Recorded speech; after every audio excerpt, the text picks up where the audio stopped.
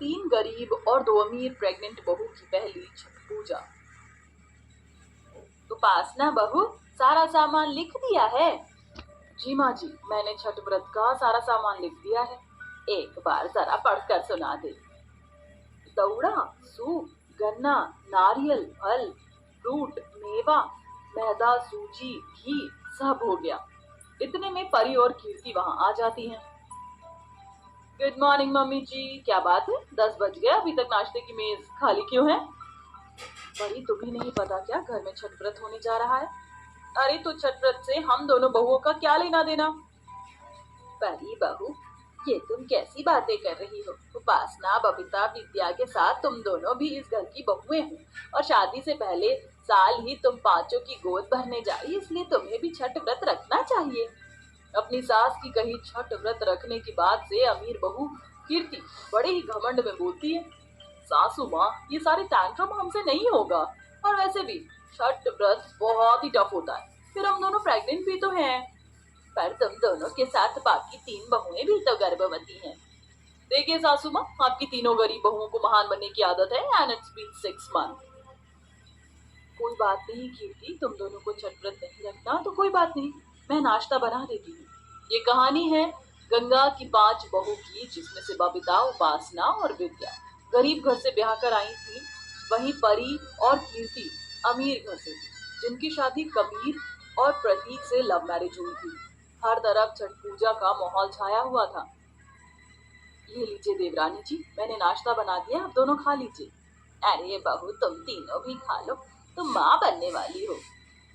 हम तीनों बहुएं आज आपके साथ ही खाएंगे, आप भी जल्दी से नहा लीजिए, तब तक हम नहा खा का खाना बना लेती हैं, फिर साथ मिलकर खाएंगे। फिर तीनों गरीब बहुएं रसोई की अच्छे से साफ सफाई करके खाना बनाकर नहाए खाए की विधि पूरी करती हैं। वहीं दोनों अमीर प्रेग्नेंट बहुएं अपने कमरों में बैठी होती हैं। तभी कबीर कहता है, उपासना भाभी, विद्या भाभी और बबीता भाभी ने छठ व्रत रखा है, तुमने छठ व्रत नहीं रखा? कबीर, तुम पागल तो नहीं हो गए? मैं प्रेग्नेंट हूँ और तुम चाहते हो कि मैं व्रत रखूं? ये नहीं होगा। शाम को गंगा छठ पूजा की खरीदारी के लिए अपनी तीन गरीब बहुओं के साथ बाजार जा रही होती है। तो उपासना बहू, विद्या बहू, बबीता बहू, जल्दी करो वरना बाजार में भीड़ भाड़ हो जाएगी। चलिए माँ जी। माँ जी, हम दोनों भी आ गई। मगर बहू, तुम दोनों तो छठ व्रत रख ही नहीं रही हो। सासू माँ, अगर हम छठ व्रत नहीं रख रही तो इसका मतलब ये तो नहीं कि आप हमें शॉपिंग नहीं कराएंगी। जब आप अपनी तीनों गरीब बहुओं को छठ पूजा की शॉपिंग करा रही है, तो हम दोनों अमीर बहुओं का शॉपिंग करने का हक भी तो बनता है। इसके बाद गंगा अपनी बहुओं को लेकर बाजार जाती है। छठ पूजा का सजा हुआ बाजार देखकर बबीता कहती है, माँ जी, छठ पर्व का बाजार कितना अच्छा लग रहा है। कहीं नारियल, कहीं गन्ने बिक रहे हैं। इसलिए कि गंगा की तीनों गर्भवती बहुएं गरीब घर से थी, वह अपने मध्यम वर्गीय ससुराल की स्थिति को समझती, इसीलिए वह मोल भाव के साथ छठ व्रत का सामान खरीदती है। बहू, छठ पूजा के लिए फल फूल, दौरा, सूप सब कुछ खरीद लिया। अब चलो, मैं तुम पांचों को साड़ी दिला दूं। गंगा अपनी पांचों बहू को एक दुकान में ले जाती है, जहां अमीर बहुएं कीर्ति और परी घमंड में कहती हैं, ये क्या सासू माँ, शादी के बाद ये हम पांचों बहू की पहली छठ पूजा और आप हमें इस सस्ते से दुकान से साड़ियां दिला रही हैं? हम इतनी सस्ती साड़ी नहीं पहनती। अरे मगर बहू, बाकी तीनों बहू ने भी तो यहीं से साड़ी ली है ना, फिर अभी छठ पूजा में आगे भी बहुत से खर्चे होने हैं। सासू माँ, हम इन तीनों की तरह गरीब घर से नहीं है, अमीर घर से। हम उस शोरूम से साड़ी लेंगे। मगर परी, उस शोरूम में साड़ी बड़ी ही महंगी मिलेगी, मुझे वही साड़ी चाहिए।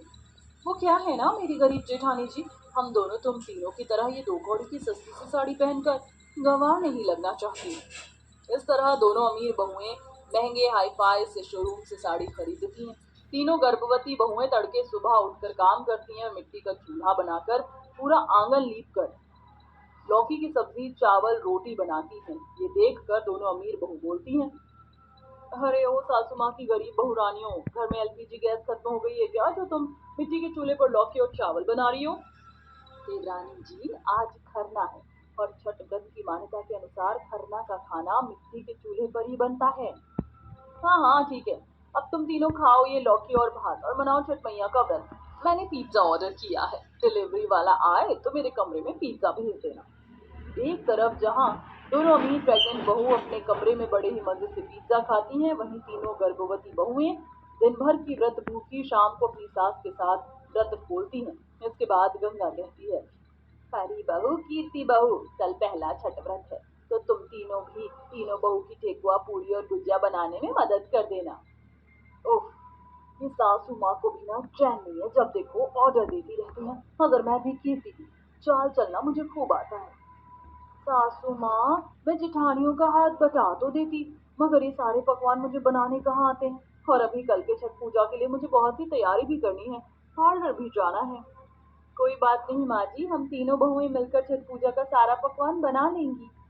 छठ पूजा की भोर से ही व्रत भूखी भक्ति के साथ तीनों गर्भवती बहुएं मिट्टी के चूल्हे का धुआं झेलकर बहुत सारे पकवान बनाकर दौरा सजाती हैं। वहीं दोनों अमीर प्रेग्नेंट बहुएं शाम को पार्लर से सज कर आती हैं। फिर तीनों गर्भवती बहू छठ पूजा का दौरा माथे पर उठा लेती हैं और नंगे पांव छठ घाट जाती हैं। चलिए माँ जी, चलते हैं। सासू माँ, हमें यहाँ से इतना दूर छठ घाट तक पैदल जाना है, ये हमारे बस की बात नहीं है। हम प्रेग्नेंट हैं, हम गाड़ी से आएंगी। जहाँ दोनों अमीर प्रेग्नेंट बहुएं गाड़ी से छठ घाट पहुंचती हैं, वहीं तीनों गर्भवती बहुएं अपने सर पर छठ पूजा का भरा दौरा लिए छठ घाट आकर पानी में खड़ी होकर सूर्य देव को अर्घ देती हैं। वहीं दोनों अमीर प्रेग्नेंट बहुएं पानी के दूर खड़ी तस्वीर खींचती हैं और रील बनाती हैं। इसके बाद तीनों बहुएं एक दूसरे को सिंदूर लगाती हैं। जैसे ही वह परी और कीर्ति को सिंदूर लगाने के लिए आगे बढ़ती हैं, तभी वह चढ़ जाती हैं। ये क्या कर रही हो तुम तीनों? हमें ये पीला सिंदूर नहीं लगाना। हमने इतना महंगा मेकअप कराया है, हमारा मेकअप बिगड़ जाएगा। ऐसा नहीं बोलते देवरानी जी, छठी मैया की बहुत बड़ी मान्यता है और उनको चढ़ाए सिंदूर लगाने से पति की उम्र लंबी होती है और होने वाली संतान दीर्घायु होती है।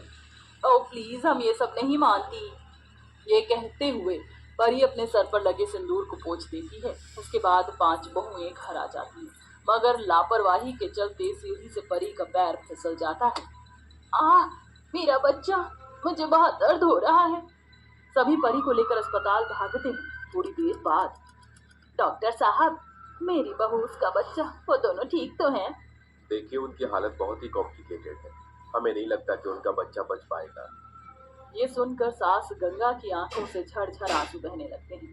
तभी तीनों गरीब गर्भवती बहू उसे हिम्मत देते हुए कहती हैं, छठी मैया पर भरोसा रखिए माँ जी, वो अपने छठ पर्व के दिन हमारे घर से खुशियां नहीं छीन सकती। इसके बाद तीनों व्रत भूखी हुई छठी मैया से रो रो कर विनती करती हैं, जिससे कि परी और उसका बच्चा दोनों बच जाते हैं और उसके होश आने पर कीर्ति उसे सारी बात बताती है। इसके बाद ना सिर्फ परी और कीर्ति को छठी मैया पर भरोसा होता है, बल्कि उनका मन बड़ी आस्था से भर जाता है और अगले दिन उपासना, विद्या और बबीता के साथ वह दोनों भी आंचल फैलाए सूप में प्रसाद लिए पानी में खड़ी होकर अर्घ देती है। हे छठी मैया, मैं आपका धन्यवाद देती हूँ जो आपने मेरी कोख को जड़ने से बचाया, इसलिए ये जोड़ा सूप का प्रसाद में मैं आपको अर्पण कर रही हूँ।